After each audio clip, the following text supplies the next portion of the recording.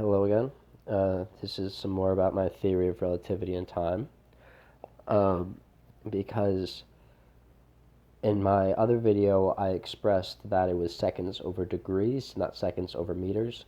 It means there's a circle, and this is kind of the circle that I believe is there, kind of creating our reality, or part of it, or the, the pieces to it.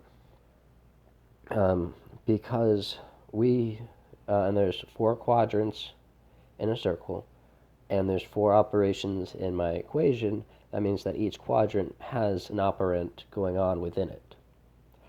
And I believe that because light is inverted or negative and inverted, that would put us in the third quadrant, which is the kind of reality that we experience, which I believe is where negative infinity to 0 for e to the 1 gets integrated, which would result in a straight line, so to speak.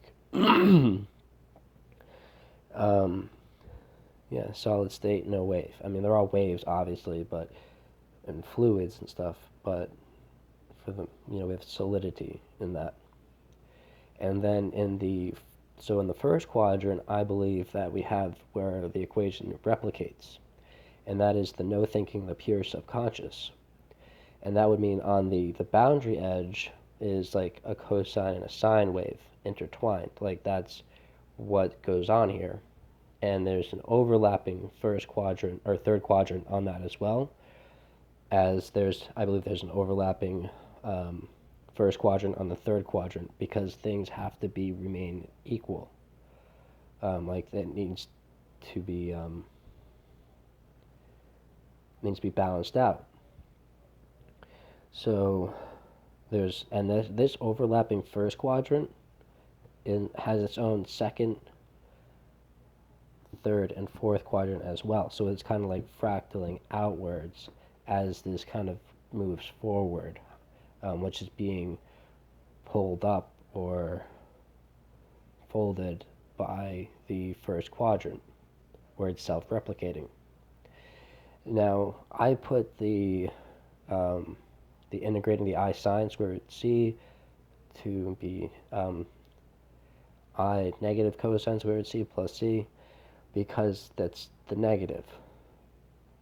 And that would lead to a cosine wave on the boundary with an overlapping sine wave coming from the fourth quadrant. And like I believe this is like these four, like this isn't always 90 degrees. Like these fluctuate and kind of like squish together and go back and forth, and it's all dynamic going on. And I would like to make a computer program that kind of could almost emulate that, but I can't in my current living situation. I don't have access to my computer. So then in the fourth quadrant, we have where you integrate the cosine right to the sine. Now, I believe it's all about like your intent, so to speak, like going from like this is like, because cosine's the past, so having a negative cosine is like looking at a negative event, thinking how to make it better or how to make it not happen again. And that's kind of like why history repeats itself. It's slightly philosophical.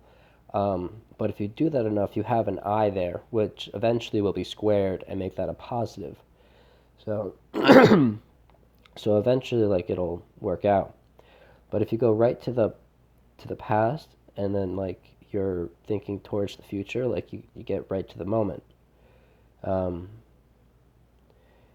And that's pretty much all I have to say about that, the diagram.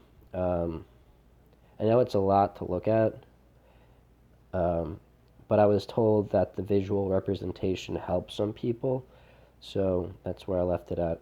And I had a friend, when I explained it to him, he drew an X and a Y graph and wanted to know what it would look like. Well, I believe it would be an exponential function, and when it crosses, well, actually how he wrote it was X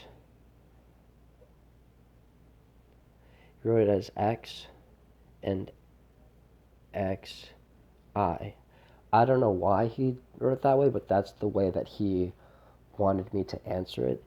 And I believe that would mean that there is a cosine wave and a sine wave.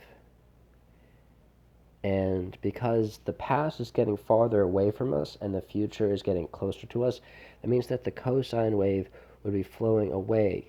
Another way of thinking about time flowing backwards, because the future is flowing in. And I'm not really super religious, but I'm more of a spirituality kind of thing. But this kind of looks a like a double helix, like DNA. And I think that time is actually God, because everyone has a perception of time, um, and everyone experiences it in different ways, obviously, but like everyone's experiencing time moving right now. Um, so I believe that anything with a double helix is technically made in God's image. That's just my take on things.